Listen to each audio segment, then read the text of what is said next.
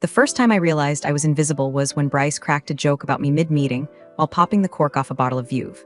"Rachel's so diligent she probably files a TPS report for her lunch breaks," he said, and the room erupted like he was hosting open mic night at a country club. I was 3 feet away, holding the report that showed a $2.3 million discrepancy in vendor billing. No one even looked up. That was 5 years ago. 5 years of me squinting at contracts printed in 8-point font on cheap recycled paper, tracking down partners with more P.O. boxes than employees, and chasing ghosts through shell companies with names like Titan Core East Limited. An Aegis Soft essay, which, if you're curious, is based out of a shipping container in Gibraltar, according to Google Maps. I emailed legal. I flagged procurement. I even pinged Bryce's EA once, who replied with a gif of a minion falling over. That was the entire response to a flagged vendor tied to 3 suspicious wire transfers. Now, I know how this sounds. Why didn't you escalate? Oh honey, I did. You ever try telling a tech bro who thinks he's the second coming of Jobs that his golden goose is mold? Bryce was a walking TED quote with a Rolex tan and a God complex. He'd pat me on the shoulder after I warned him about offshore data compliance, and say things like, "Rachel, if we played it safe, we'd still be in a garage." Then he'd climb into a company-paid Tesla and disappear for 3-day weekends in Napa with the strategic partners who couldn't spell GDPR if you spotted them the first 3 letters. It was like standing in a burning house while everyone else roasted marshmallows and called it innovation. By year 2, I had stopped expecting responses. But I hadn't stopped filing. I made copies. Quietly, I bought my own scanner off Craigslist. Started a secure folder in my personal cloud. Every time they laughed, I uploaded. Every time someone told me not to worry, I timestamped. Because one thing I've learned about men like Bryce, they only respect fire when it burns them. Now, before I go deeper, can I ask you one small favor? If you're still listening and haven't subscribed yet, hit that button. It really does help the team keep making these stories. And if you give it a like too, I promise we'll keep roasting these corporate clowns, with receipts hotter than Bryce's offshore tax strategy. Anyway, what triggered this specific spiral of dumpster fire was a contract I flagged in May. It came through procurement, buried under 3 layers of partner discounts and vague wording about offshore processing capabilities. That's corporate lingo for "we don't want to tell you where your data is going." Vendor was listed as Clear Byte Systems Limited, a name that didn't show up in any past logs, had no known tax ID, and their listed office in Singapore was a co-working space that doubled as a bubble tea cafe. I brought it up in the next compliance sync. Nobody said a word. You ever sit in a meeting where everyone suddenly forgets how to make eye contact? That's when I knew this wasn't ignorance, it was permission. Someone up top wanted these things to slide through. It wasn't just Bryce. It was the entire leadership table, too hopped up on Series C funding to care where the bodies were buried, as long as the valuation kept going up. A week later, I found something worse. The vendor name appeared again, only this time as Clear Byte International. Same invoice template, same formatting, different tax number. That's not just lazy fraud, it's arrogant fraud. It screamed, "We dare you to notice," so I did. I stayed late one night and pulled 6 months of vendor data into Excel. It was like playing Minesweeper with financial crime. One click here, a pivot table there, and boom. Patterns emerged. Clear Byte had billed us under 4 different shell names, 2 of which had offshore bank accounts routed through Panama. None of the contracts listed an actual employee, just authorized representatives. No LinkedIn pages, no bios, no paper trails. And the final cherry on the sundae of corruption? One of the IPs tied to a data node in their infrastructure pointed to a server hosted in a location that wasn't on any of our asset maps. A server that, according to one junior engineer who didn't realize I was within earshot, was just for the execs. That's not how any of this is supposed to work. If compliance doesn't know about a system, it shouldn't exist. Period. I sent one more email, this time to Bryce directly. Subject line, "Unregistered server location, immediate review requested." I attached the logs, outlined the risk, and flagged the vendor for potential FCPA implications. That's the Foreign Corrupt Practices Act, for those blissfully unaware of how international bribery laws work. I even bolded the part that said, "Non-disclosure of data servers to compliance constitutes a federal-level violation under corporate transparency guidelines." 3 days passed, no reply. On the 4th day, he stood up in an all-hands meeting, popped another bottle of champagne, and called me diligent to a fault. Laughed, winked at me like we were in on the joke together. I stood there, holding the printout of a server that, spoiler alert, wouldn't stay hidden for much longer. Because while he was busy toasting his own ego, I had already started making calls. Thing about corruption in a startup is it doesn't show up wearing a ski mask. It wears all birds and performance fleece and smiles while it siphons money through global growth initiatives. I wasn't looking for a scandal. I was just trying to do my job without getting a nosebleed from how high the bulls stacked up every time Bryce opened his mouth. But the deeper I looked, the more the pattern stopped whispering and started screaming. It started with the invoices. Not 1, not 2, 12 of them. Different vendor names, but the same font, the same grammatical errors. Who the hell spells technology with 3 E's? And the same lazy copy-paste phrasing, cloud optimization consulting. Nobody in our office could even explain what that meant. One line item billed us $128,000 for latency innovation. I asked the dev team if they knew what that was. They laughed and said it sounded like a deodorant for your Wi-Fi. But the money kept moving. Every month. Same amounts, just shuffled across slightly different names. ClearByte Global, CB Systems Group, ByteSoft Holdings. You know, totally normal for a startup with one product and a user base smaller than a Midwest dentist's mailing list. I started digging into vendor onboarding logs. That's when things went from fishy to flaming dumpster fire. The same EIN was used for 2 different vendors. The contact name rotated between Kyle D., Derek Kyle, and my personal favorite, KD. Solutions. Someone didn't even try. It was like fraud written by a bored intern. Then came the slip-up. It was late September, and I was in the break room pretending to enjoy decaf because Bryce thought caffeine lowered spiritual alignment. A junior engineer, Nick, sweet kid, too green to know when to shut up, mentioned he had to push a patch to the ghost box. I paused. Ghost box? He turned pale. Oh, I mean the staging server, the legacy one. Where's that hosted? He stammered something about internal-only access and non-standard region tagging, then practically moonwalked out of the room. I didn't press. Didn't need to, because I had already seen a line in the logs that tied one of those vendor payments to a data center in Romania. And we didn't operate anything in Romania. By that point, I'd given up on our internal systems. IT access was being streamlined, which was just a euphemism for you're not allowed to see things anymore. Legal had gone full mime act whenever I emailed. I once sent them a flagged contract and got back a bitmoji of someone shrugging. So I started my own archive, not on company drives, not on Google Docs. I used a flash drive from my old college days, label peeled off. Looks like it's storing SpongeBob episodes, which in a way it kind of was. SpongeBob meets the firm. I created folders for each shell name. I tracked dates, amounts, currency fluctuations, even time zone anomalies. One invoice had a timestamp 5 hours ahead of our office time, even though the vendor supposedly operated in Chicago. Another one billed us for a service completed on a Sunday at 3 a.m. Eastern. While the contract stated Monday through Friday, U.S. business hours only. This wasn't sloppiness. This was a pattern, a design pattern, masked by just enough chaos to make anyone without patience give up. But I've been in compliance for 11 years. I don't give up. I lean in. And all the while, Bryce was walking around like he was starring in a biopic about himself. Every time funding came through, he'd host some bacchanal in the office. One time, he rented a bubble machine. Another time, a live goat. It's symbolic, he said. Greatest of all time. Get it? He fed it grapes while the team tried to smile through the smell of barnyard symbolism. I'd sit in the back during these parties, sipping club soda and thinking about those fake vendors. How the money moved, who signed off, how nobody was even pretending to care. Once, during one of these champagne-soaked celebrations, I found a moment to slide up next to our CFO, Diane. I liked Diane, she was sharp, wore heels that could kill a man and kept her inbox at 0. Ever wonder why we have 4 vendors with the same invoice template? I asked casually. She raised an eyebrow but didn't blink. Bryce says they're just subsidiaries, all with the same bank routing number. That got a pause. You sure? I nodded. Triple-checked. She gave a half smile. Kind women give when they know something's rotten but can't afford to say it. Put it in a memo, she said, but leave me out of it, so I did. Added it to the folder. Labeled it Silent Confirmations. Because silence in these places isn't neutrality, it's strategy. From that point on, I stopped waiting for backup. This was my war now, not the kind with grenades and flags. The kind fought with timestamps and contracts, with metadata, with calm, seething patience. Because I knew that one day, the pattern would slip. And when it did, I'd be ready. The pushback came on a Tuesday, which felt appropriate. Tuesdays are like the armpit of the week. Bryce's assistant pinged me with one of those syrupy calendar invites labeled Quick Sync, which we all knew was corporate code for enter the lion's den without a helmet.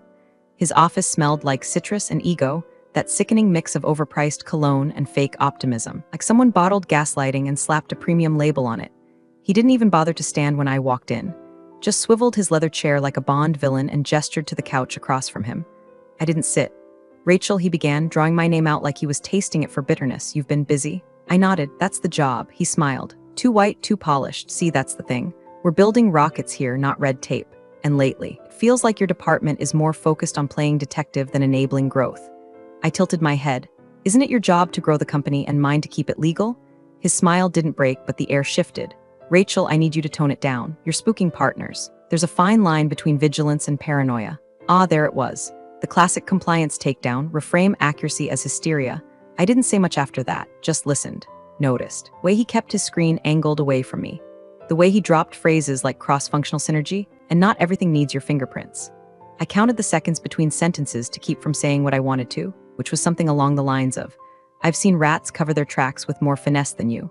He wrapped it with a saccharine, "We're all on the same team here," and sent me on my way with a casual dismissal that felt like a brush-off from a bouncer. The fallout came quickly. That Friday, I got an email from finance. My quarterly compliance software budget had been reevaluated and was now less than what Bryce spent on office succulents. No warning, no explanation, just poof, funds gone. The same day, I got a system access notification that half my privileges had been temporarily restructured as part of a company-wide data hygiene initiative, which just so happened to only affect me. And then came HR. A chirpy blonde named Madison called me into a room with fake ferns and worse lighting to let me know they were doing a routine spot check of employee time logs, specifically my logs. Apparently someone flagged anomalies. When I asked what anomalies, she shrugged with the helplessness of someone paid not to know.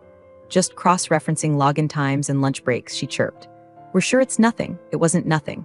It was a warning shot. They were circling the wagons, making me the problem. The narrative had flipped. I wasn't the one flagging potential fraud. I was the unstable compliance officer who needed boundaries and maybe a little PTO. A walking liability with too many questions and not enough team spirit. So I did what women like me have always done when the room tilts unfairly. I adapted. I stopped sending emails, stopped flagging things in Slack, stopped handing over perfectly gift-wrapped warnings they didn't want to open. Instead, I went quiet. But behind that silence, I started building a wall. Every deleted email, I archived a copy. Every updated contract, I downloaded the original. Every time someone tried to gaslight me into thinking I was imagining the patterns, I documented the manipulation, dated, and timestamped. I started recording verbal instructions, not illegally, just detailed meeting notes with quotes and quotation marks.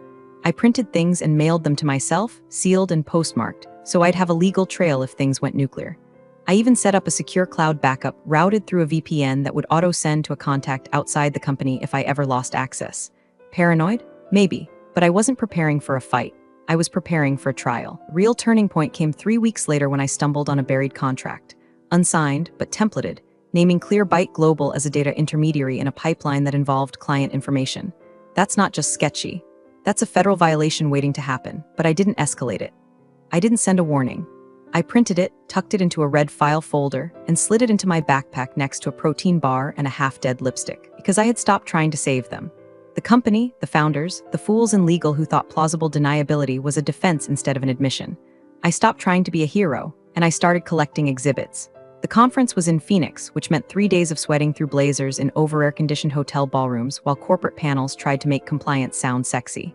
Spoiler, it never is.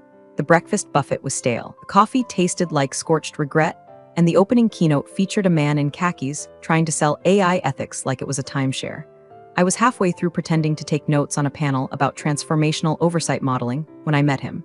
He didn't wear a name tag, just stood in the back of the room like someone more interested in the exits than the slides. Later, at one of those awkward sponsor mixers where everyone clutches a branded wine glass and talks about governance like it's foreplay, he struck up a conversation with me over near-stale crackers and a tub of hummus labeled locally sourced. We talked vaguely at first, compliance frameworks, regulatory gaps, vendor vetting failures. I kept it surface level. Habit, protection, survival instinct. But then I mentioned something, offhand, careful, about repetitive shell vendors operating under duplicate tax entities. His eyes didn't widen. His eyebrows didn't twitch. But something shifted behind them, subtle and sharp.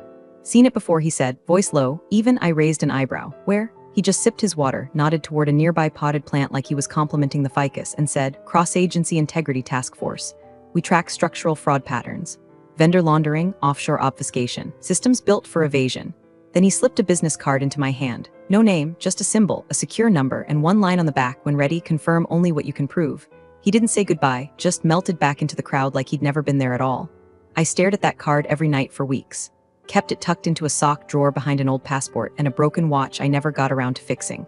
I didn't tell anyone, not my sister, not my one friend still hanging on at the company. I didn't even Google the number, I knew better. Because once you make that call, you're no longer the canary in the coal mine, you're the fuse. I almost threw it out 6 times. Each time I'd pick it up, stare at it, feel the weight of it in my hand like a grenade with no pin.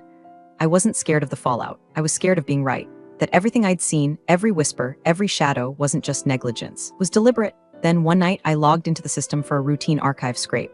Just habit. I knew they were deleting files, had been for months. Every week a few invoices disappeared. A few vendor records cleaned up, whitewashed, but this night was different, because one of the invoices I'd archived, one that had definitely been deleted 2 weeks earlier, was back. Different name, different vendor code, same exact formatting, same timestamp on the internal server, same dollar amount down to the cent. It was like someone had tried to launder the evidence twice, scrubbed it, waited for the dust to settle, then reinserted it under a fresh alias. The kind of thing you don't do unless you're sure the watchdogs aren't watching. But I was. I sat there, frozen in my chair, staring at that invoice like it had sprouted horns. I knew every corner of our procurement system, knew how metadata works, and I could see it plain as day. They didn't just mess up. They were testing the system, seeing what they could get away with, and they'd bet everything that no one was watching. So I stood up, walked to my closet, pulled out the card, and dialed. It rang once, twice. Then a click, no greeting, no name. I said one sentence. I found a pattern. Multiple vendors, overlapping tax IDs, falsified timestamps, and an unregistered data node offshore. Silence on the line. Then, can you prove it? Yes. Have you told anyone? No. Are you compromised? Not yet. He gave me a new number, a method, a protocol, no email, no attachments, just voice and paper. Old school, secure. Send nothing yet, he said. Just hold, confirm, observe. Then we move. I hung up. Then I sat in the dark for a long time, listening to the quiet hum of my refrigerator and the distant buzz of a city too busy to care about truth. And for the first time in years, I didn't feel alone. I felt dangerous. I spent the next 2 months in silence, the kind that hums in your bones. No more memos, no more friendly nudges to legal. I wore a polite smile in meetings and clapped when Bryce announced his next big brainchild, a transformational global partnership with a company called Stratacore Nexus International. The name alone sounded like a Bond villain with a LinkedIn profile, and sure enough, their entire online presence consisted of a single-page site with a copyright date from 2019 and stock photos of people shaking hands across digital globes. He showed off a slide deck during the internal launch, said it was going to revolutionize offshore data flexibility. The word compliance didn't appear once in the 37-slide PDF, but I recognized the vendor address buried in the footer. It was the same address tied to one of the 4 shell companies I'd flagged a year earlier, Clearbyte Holdings. Same floor number, same bogus suite, new logo, new lie. Bryce had finally stopped pretending, so I did too. That weekend, I cleared off my dining table, shut my blinds, and laid everything out. The receipts, the contracts, the doctored invoices with their cloned language and shifted decimal points. I printed Slack logs where I was told not to worry about jurisdiction. I included photos of whiteboard scribbles I'd snapped during late meetings where Bryce diagrammed revenue pathways that looked more like money laundering spiderwebs. I built a timeline, color-coded and annotated like I was prepping for court, because in a way, I was. Some of the documents had been scrubbed from our systems, so I used my backups. Some were half-deleted PDFs with metadata fingerprints that still linked them to Bryce's EA's machine. Every page I included told a story of arrogance, of fraud disguised as strategy, of men who thought transparency was just a checkbox to click after the IPO. The chats were the worst, or the best, depending on how you look at it. One engineer directly asking if the ghost box has encryption or do we just pray. Another wondering aloud if the vendor even exists because their ticket responses were just auto-replies in broken English. And Bryce himself in a private thread, laughing about how these compliance leeches don't get the vision. I added that screenshot last. Then I wrote a cover sheet. No name, no signature. Just a sentence. This system is designed to fail upward. Please stop it before it takes people down with it. I printed the whole thing, bound it, wrapped it in plain brown paper. Then I walked it in the middle of a Tuesday to a secure mailbox tied to the number I was given. No GPS, no email, no trace. I watched it disappear through the slot, and I felt nothing, not relief, not fear, not triumph, just stillness. Bryce threw another party that Friday. Someone wheeled in a custom cake shaped like a rocket ship. To the moon, it said in piped blue frosting. I stood in the back again, sipping my soda, listening to people clap for something they didn't understand. I looked at him, standing on that makeshift stage, drunk on attention and unchecked power, and I realized something terrifying and true. He wasn't hiding anymore because he didn't think he had to. He believed he'd outgrown consequences, that he'd become too big to catch, that if he built his tower high enough, the rules couldn't reach him. But they could, and now they would, because the folder was out of my hands, and the fuse was already lit. The first call came on a Sunday night, just one ring, no voicemail, blocked number. I was folding laundry, half watching a baking show where someone dropped a soufflé and cried. I didn't think much of it at the time, just another spammer or maybe a recruiter trying to convince me to jump ship for another tech startup with kombucha on tap and no moral compass. But then it happened again. Tuesday, Thursday, always blocked. Never more than a ring or two, like someone checking if I was still there. Alive, listening, watching. Then they stopped, and the silence that followed wasn't peace, it was pressure, like the air thickening before a storm. I could feel it in the way our usually oblivious COO avoided the elevators and started taking the stairs. in how legal stopped posting their passive-aggressive Slack updates about Q3 policy compliance, as if the mere concept of rules had suddenly become radioactive. People whispered more in the halls. Eyes darted quicker. Someone from finance left a meeting and threw up in the bathroom. I knew because the intern cleaning up after him told me with the kind of horrified reverence reserved for war stories and startup culture. And then came the calendar invite. All hands, quarterly business update required attendance Thursday, 10 o'clock a.m., Founders Hall. Presenters, Bryce/legal/R, Nolan, compliance. I stared at it for a full minute before it sank in, my name in the presenter slot. No one had told me. No one had asked. It wasn't a request. It was a chess move. I didn't reply. Just clicked yes. That night, I ironed my navy blazer, the one I kept at the back of the closet for funerals and bad dates. It had a subtle rip on the inside lining I'd stitched back up years ago, right after my first boss told me I was too intense to be client-facing. I checked the seams, still strong. I didn't print slides, didn't bring my laptop, just one pen, cheap, blue, reliable. The morning of the meeting, the office was too quiet. Like everyone was holding their breath, waiting to see who'd be the first to blink. Bryce strutted around in a white button-down so crisp it could have sliced drywall. His assistant flitted behind him, arms full of folders no one would read. I walked past legal's floor. 4 doors were shut. One light was flickering. Someone was crying into their scarf. I didn't stop. Back at my desk, I opened my email and stared at my sent folder. The folder was gone, sent, delivered. Months of work out in the world now, ticking like a clock buried under the floorboards. And from the way people were acting, I wasn't the only one hearing it. At 9:52, new message appeared in Slack from Bryce. Excited for a productive update today? Let's show the team how far we've come. Translation: smile for the cameras while the floor opens beneath you. I made my way to the all hands 10 minutes early. The main conference hall had been staged like a pep rally, company-branded banners. A looping slideshow of stock photos showing happy coders high-fiving next to slogans like "Scale with integrity and trust" is a feature. I took my seat in the second row. Not front row, not hiding either. Across the room, legal looked like they were trying to sit inside their own suits. Diane from finance was tapping her pen so hard it left a dent in her notebook. And Bryce, he was smiling like this was the Oscars and he was up for Best Delusion in a leading role. He caught my eye, gave a little nod. Like we shared a secret. We did, just not the one he thought. Bryce took the mic like a man expecting applause before he even said a word. He started with his usual swagger, thanking the rock stars in engineering, hyping up the visionaries in product, and throwing out buzzwords like a drunk auctioneer, synergy, agility, verticals, disruption. Each word slicker than the last, slipping off his tongue like they were coded in venture capital and snake oil. Then he pivoted. "You know," he said, leaning casually on the podium like he was about to deliver a TED talk to a room full of frat brothers. "I've been hearing a lot of chatter about compliance lately. Policies, audits, forms. I swear if I have to fill out one more vendor attestation checklist, I might just lose it." A few people chuckled, nervous, glancing around to see if it was safe to laugh. Bryce grinned. "Don't get me wrong, we love compliance. Keeps us out of jail, right?" More laughter. "But let's be honest, when we move fast, sometimes the paper pushers get nervous. That's okay, that's their job." He looked right at me. "She's the best paper pusher I know," he said, and the grin that followed was pure venom wrapped in charm. I didn't blink. Didn't smile, just let the silence hang for a beat longer than was comfortable. Then he gestured toward legal, who gave a 5-minute nothing burger about ongoing diligence and process alignment. It was the corporate version of tossing glitter into a fan, useless, pretty, and impossible to clean up afterward. Finally, Bryce turned back to the mic. "And now a few words from Rachel Nolan, our fearless compliance lead, here to remind us all why we can't have nice things."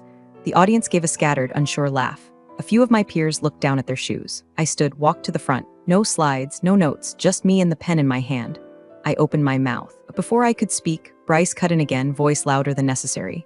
"Sweetheart, stick to the paperwork. Let the men handle business." The room went still. Then laughter, not everyone, not loudly, but enough to echo, enough to sting. The kind of laughter that isn't about humor. It's about survival. About aligning with the power in the room so you don't become its next target. I felt the heat rise in my neck, flush of humiliation creeping up behind my ears like a slow burn. My fingers twitched around the pen. I thought about 1,000 things I could say about federal statutes, whistleblower protections, clawback clauses, and the chain of custody that now sat in a sealed envelope in a government office with a case file that had my initials on it. But I didn't say any of them.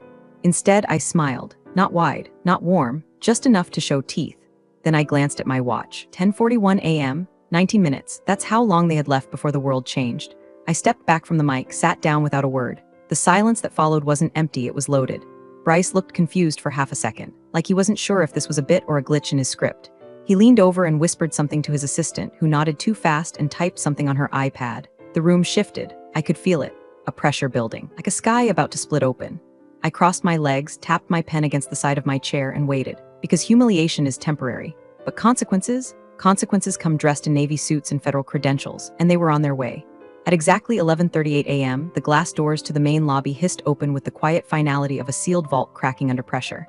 Two men stepped inside. No sunglasses, no dramatic trench coats, just navy blue jackets, federal badges clipped neatly to their belts, and the kind of posture that doesn't come from yoga. It comes from watching people lie for a living. The receptionist, new girl, barely 2 weeks in, froze mid-phone call and stared like someone had just summoned ghosts from the HVAC ducts. The taller agent leaned in, said something low, showed her a piece of paper, then gestured to the security camera above the desk like he was checking to make sure the record light was on. I was in the conference hall still, second row, pen still in hand, and then my phone buzzed. One notification, Rachel Nolan, please report to reception visitors for you. No context, no RSVP. I stood up, walked out. Behind me, people murmured. Bryce was mid-sentence, something about hyper-growth initiatives and AI-led compliance forecasting, which is a fancy way of saying we hope the algorithm forgives our sins faster than auditors find them. I walked down the hallway without hurrying. My heels echoed like a slow drumbeat. I passed the break room. Someone dropped their coffee. As I turned the corner to the lobby, the taller agent spotted me and smiled, not friendly, not cold, just precise. Rachel Nolan? Yes. He handed me a manila envelope, sealed with a printed header. Joint Task Force Regulatory Integrity Review confirmation of source underneath, a line of text. Please confirm document receipt and information accuracy with signature below. I read it carefully, no rush, then signed. The shorter agent glanced down at his tablet. We'll need a secure room, isolated terminal access, and audit logs for the following data node. He spoke the name aloud, and that's when the building cracked, not physically, emotionally, spiritually, because the name he said, it wasn't a department, it wasn't a vendor, it wasn't even supposed to exist. It was the offshore server, the one Bryce had mocked, the one I'd flagged, the one that lived in hushed hallway whispers and undocumented pipeline maps buried under layers of shell companies and plausible deniability. I looked over my shoulder. The hallway had filled like a slow flood. Legal counsel stood near the door, pale as printer paper. Anne from finance clutched her phone like it might save her. A couple of interns hovered behind a ficus, eyes wide, recording nothing but storing everything. And Bryce walked toward us with a smile that twitched at the edges like it was barely hanging on. Officers, he said, tone sunny, what seems to be the issue? The taller agent didn't answer him, just turned to me. You've worked here how long? 5 years, I replied. Good, he said. You'll know where the bones are buried. Bryce laughed, too loud, too brittle.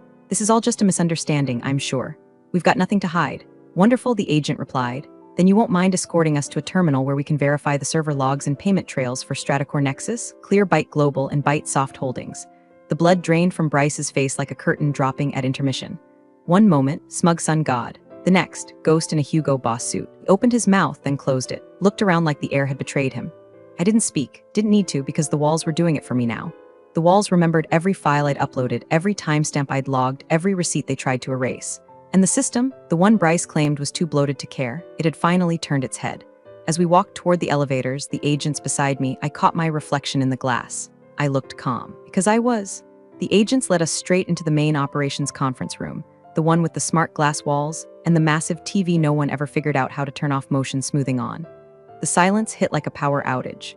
You could feel the air shift as each executive filed in, legal counsel, the CFO, 2 board liaisons who suddenly looked very small without their quarterly projections to hide behind.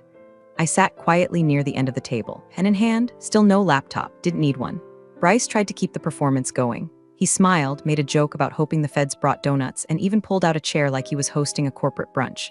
But the moment the taller agent laid down the printed list of flagged project names, everything cracked.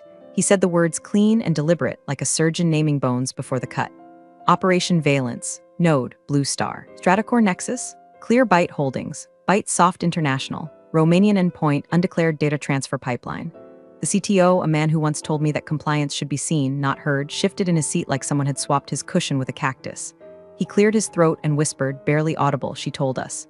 Years ago, no one replied, they didn't need to.